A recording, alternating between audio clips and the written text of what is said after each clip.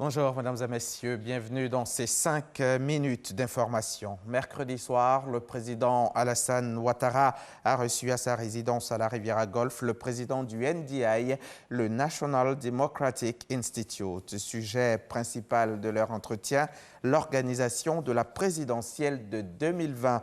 Nous y reviendrons plus en détail dans le 13h. Hier jeudi, le canal de Vridi, élargi et approfondi, a été inauguré par le Premier ministre Amadou Gon Coulibaly. L'élargissement et l'approfondissement de ce canal vient apporter encore plus de dynamisme dans les activités du port d'Abidjan, à la grande satisfaction des usagers qui pourront désormais affréter aisément des navires de plus grande taille à destination d'Abidjan. Coût de l'investissement, 150 milliards de francs CFA. Et tout à l'heure, dans le 13h, nous irons également à la Bourse du Travail de Trècheville, cadre choisi hier jeudi par la MUGEFSI, la Mutuelle Générale des Fonctionnaires de Côte d'Ivoire, pour tenir son Assemblée Générale. Il a été principalement question de la mise en œuvre de la prochaine couverture maladie universelle. L'on a encore en mémoire les inondations de l'année dernière qui ont fait des morts et des dégâts énormes. Le gouvernement met tout en œuvre pour éviter que cela se reproduise. En prélude à la prochaine saison des pluies, Anne-Désirée Oloto a effectué hier des visites de terrain sur les sites inondables dans plusieurs communes du district d'Abidjan, notamment à Koumassi. La ministre de l'Assainissement et de la Salubrité invite les populations à quitter les zones à risque. Grâce Kando. Koumassi.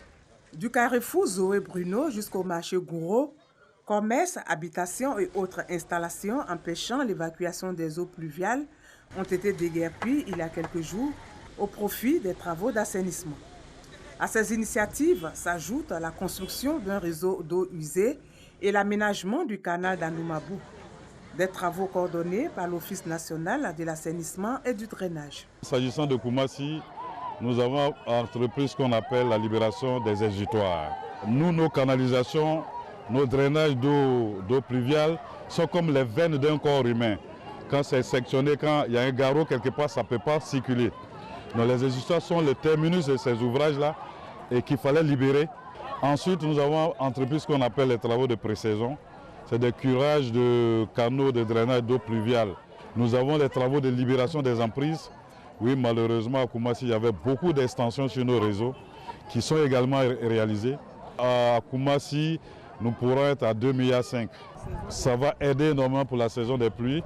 Aménagement effectué en prélude à la saison des pluies.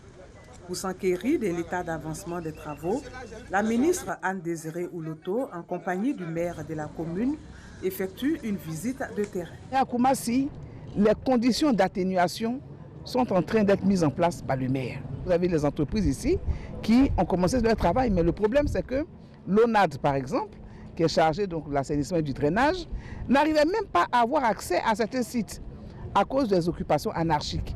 La SODECI également, assainissement, c'est le même tableau. Aujourd'hui, le maire a ouvert tous ces chantiers. Il permettra donc à l'ONAD et à la SODECI d'accélérer leurs activités, leurs travaux, de respecter les délais afin que nos populations soient tranquilles pendant la saison des pluies. Différents points ont été identifiés qui vont donc faire l'objet d'actions prioritaires de sorte à ce que la saison des pluies ne soit pas la saison au cours de laquelle Koumassi est traité de tous les maux. C'est tout ce qui concerne l'assainissement. Au-delà de l'assainissement, ce qui est prévu également, c'est la voirie. Avant la commune de Koumassi, la ministre de l'Assainissement et de la Salubrité a aussi eu une séance de travail avec les autorités communales de Cocody. Dans cette cité également, plusieurs sites inondables ont été identifiés, entre autres le carrefour de la Vie et le rond-point de la Palmeraie. Le premier magistrat compte s'impliquer. Cette séance de travail était vraiment attendue. Nous allons faire en sorte, même s'il y a peut-être des dégâts, ou un dégât matériel, mais pas en tout cas de perte de vie humaine. Et nous allons nous y atteler dès maintenant. Nous allons sensibiliser les populations et nous allons être sur le terrain en permanence. Après Koumassi et Cocody, la ministre de l'Assainissement et de la Salubrité se rendra dans les communes d'Adjamé et d'Abobo pour sensibiliser les populations sur la nécessité de quitter les zones à risque. Être à la fois fier du passé et tourné vers l'avenir. Le FESPACO, le plus grand festival de cinéma africain créé en février 1969, fête ses 50 ans. La cérémonie d'ouverture aura lieu demain samedi 23 février au stade municipal de Ouagadougou qui se transforme en capitale du cinéma en Afrique.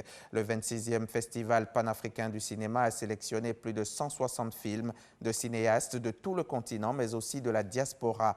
Le cinquantenaire consacré au thème mémoire et avenir des cinémas africains sera également l'occasion rêvée d'honorer les plus grands cinéastes africains et de projeter tous les films lauréats depuis un demi-siècle.